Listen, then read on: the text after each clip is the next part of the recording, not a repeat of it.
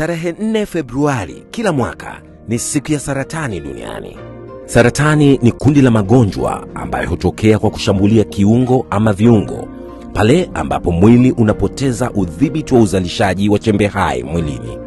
Saratani zinazoongoza kwa kuathiri watu Tanzania kwa wanawake ni saratani ya mlango wa kizazi, saratani ya matiti na saratani ya koo. Kwa wanaume, saratani zinazoongoza ni saratani ya tezi dume, saratani ya koo na saratani za shingo. Saratani ni ugonjwa wa pili kwa kusababisha vifo ulimwenguni. Zaidi ya watu milioni 9.6, ikiwa ni sawa na 1/6 ya vifo vyote, hutokana na saratani.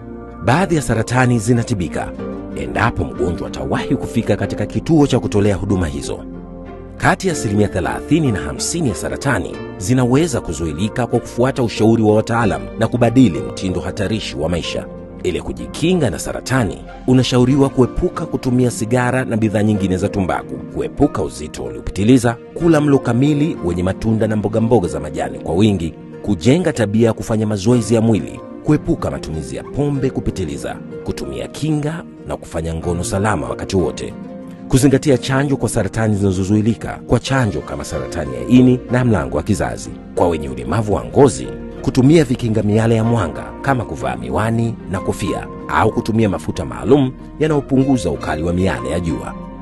Jenga utamaduni wa kuchunguza afya yako mara kwa mara. Taarifa, elimu na ushauri, tafadhali piga simu bila malipo kwenda namba 199. Ujumbe huu unaletwa kwako na Wizara ya Afya kupitia sehemu ya elimu ya afya kwa umma.